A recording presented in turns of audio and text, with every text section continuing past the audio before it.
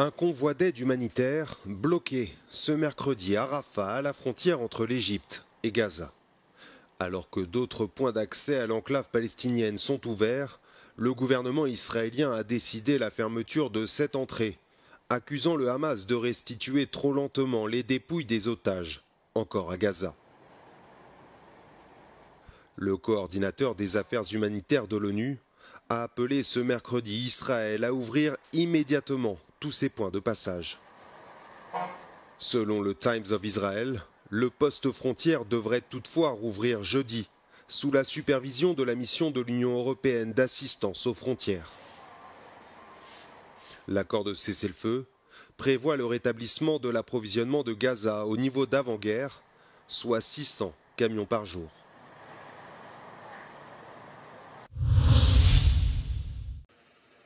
Le président intérimaire syrien Ahmad al-Shara a rencontré le président russe Vladimir Poutine à Moscou lors de sa première visite officielle en Russie. Ce voyage diplomatique intervient moins d'un an après la prise de pouvoir d'al-Shara. En décembre dernier, il a mené une rébellion éclair qui a détrôné l'ex-président Bachar al-Assad, proche du Kremlin et en place depuis de nombreuses années. Le président par intérim a été accueilli avec tous les honneurs militaires, le Kremlin cherchant à établir des relations de travail avec les nouveaux dirigeants du pays. Vladimir Poutine a toutefois déclaré que la politique de la Russie à l'égard de la Syrie restait constante, affirmant qu'elle était ancrée dans le même principe directeur qu'elle a toujours suivi. В России никогда в отношении Сирии не было никаких каких-то отношений, связанных с нашей политической конъюнктурой или с особыми интересами. Мы всегда руководствовались на протяжении всех этих десятилетий одним – интересами сирийского народа. S'adressant au journaliste, Ahmad al-Shara a souligné que son pays partageait un lien profond et historique avec Moscou. Le dirigeant syrien a déclaré qu'une grande partie de l'infrastructure de son pays avait été construite et était entretenue par les Russes. L'ancien président al-Assad réside actuellement en Russie, où il s'est installé depuis qu'il a fui la Syrie lorsque les forces rebelles sont entrées dans la capitale Damas. Al-Shara devrait demander l'extradition d'al-Assad afin qu'il soit jugé dans son pays pour les crimes de guerre commis au cours des 14 années de guerre civile en Syrie. Dans une interview accordée à des médias américains en début de semaine, il a déclaré que son gouvernement utiliserait tous les moyens légaux disponibles pour demander des comptes au président déchu. Le Kremlin a jusqu'à présent évité le sujet.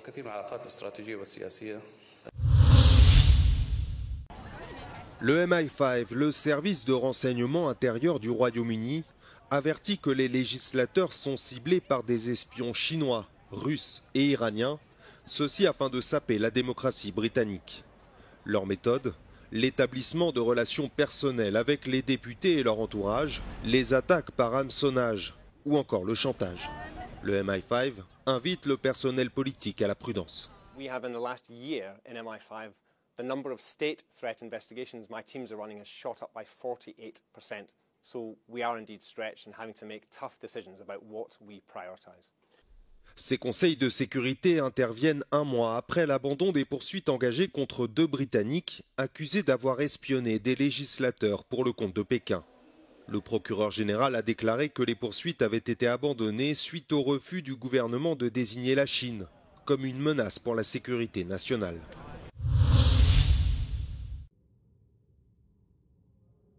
Aux États-Unis, le shutdown commencé le 1er octobre va entrer dans sa 3e semaine et aucune issue ne semble se dessiner. Ce mardi, pour la 8e fois depuis le début du mois, le Sénat américain a rejeté un projet de loi visant à rouvrir le gouvernement. Le vote qui permettrait de maintenir les dépenses fédérales jusqu'à la fin du mois de novembre n'a pas réuni les 60 voix nécessaires à son adoption. Les démocrates continuent de réclamer l'extension des subventions de l'Obamacare qui arrive à échéance pour des millions d'Américains et les républicains ne lâchent pas. Les effets de cette paralysie commencent à se faire sentir dans le pays. Des institutions sociales et culturelles qui dépendent financièrement du gouvernement ont fermé leurs portes complètement ou partiellement en raison du shutdown. Après les premiers licenciements de fonctionnaires la semaine dernière, d'autres pourraient encore suivre.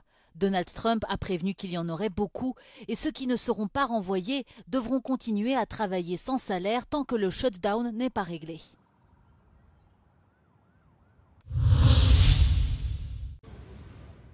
C'est une annonce qui fait beaucoup réagir.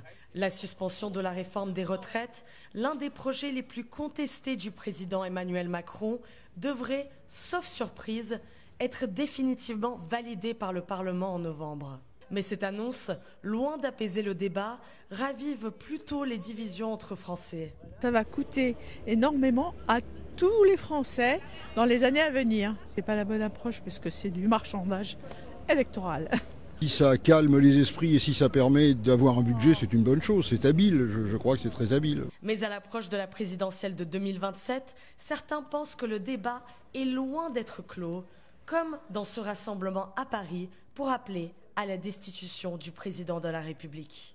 Ce n'est que partie remise, ce n'est pas une annulation pure et simple. J'ai participé à quelques manifestations pour justement contre cette réforme. Donc forcément, ça va plutôt dans le bon sens si on prend simplement le résultat.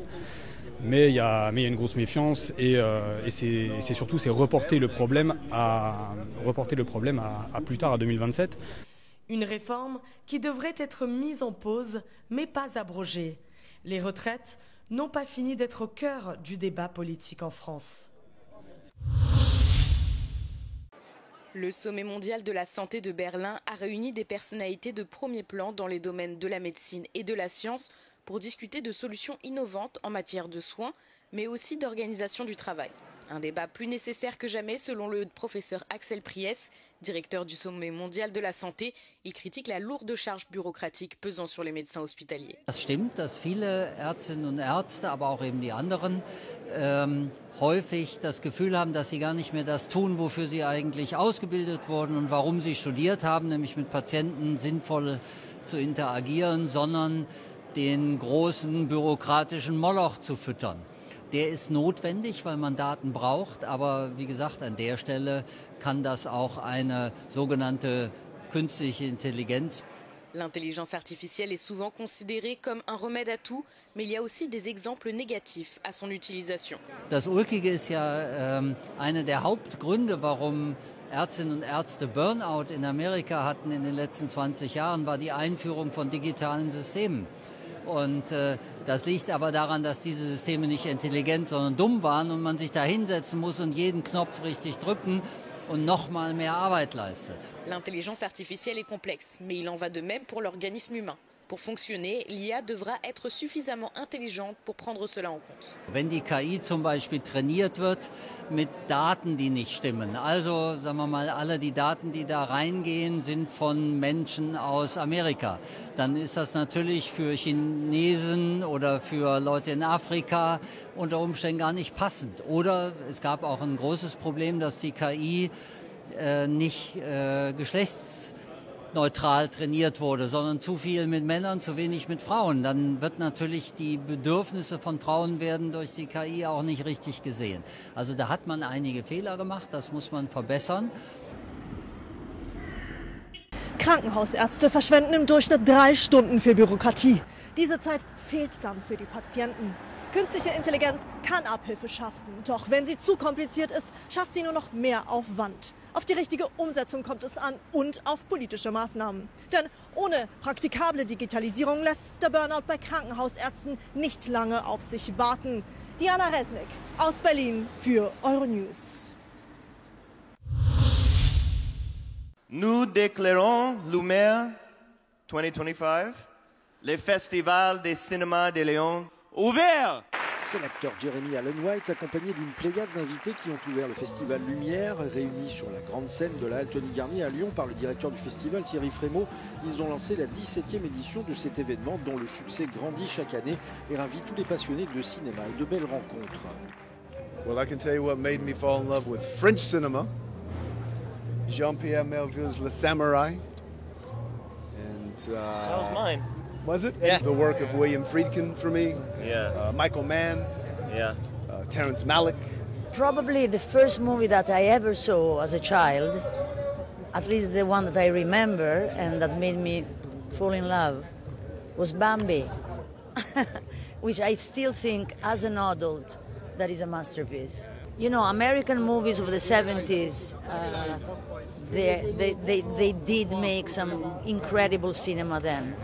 And then, you know, Italian movies, things that I've grown up with, you know, all our old movies, old masters that they, you know, I still watch them every time I can. I have this soft spot for gangster movies. I think Goodfellas, Godfather 2, I think it's appropriate to mention Heat. I've seen that a lot. I think to smuggle human character studies like these films I'm mentioning into American genre movies fascinates me. And I will also say, I think Paul Thomas Anderson's most recent film, One Battle After Another, that's one I'm going to watch a lot, again and again, I think. To be quite frank, I'm here because of Sean, because he just introduced my film and has spread his love for sentimental value. So we spent all last night together, and I'm a huge fan of Sean Penn. Yeah, I think he's a wonderful actor. C'est Sean Penn qui était l'invité d'honneur cette année. Il en a profité pour présenter son film Into the Wild, mais il a aussi rendu hommage à l'un de ses maîtres. He didn't explain to me how big this situation was. I heard my name a lot tonight, but I've been very comfortable with it in the sense that knowing Cuckoo's Nest was going to play, there was no question I was going to be able to find great humility under the circumstances. One of the great magic moments in my life in cinema was the first time I saw Jack Nicholson in Milos Forman's One Flew Over the Cuckoo's Nest. Enfin, c'est le réalisateur Michael Mann qui recevra vendredi le prestigieux prix Lumière lors d'une soirée dont nous vous parlerons également.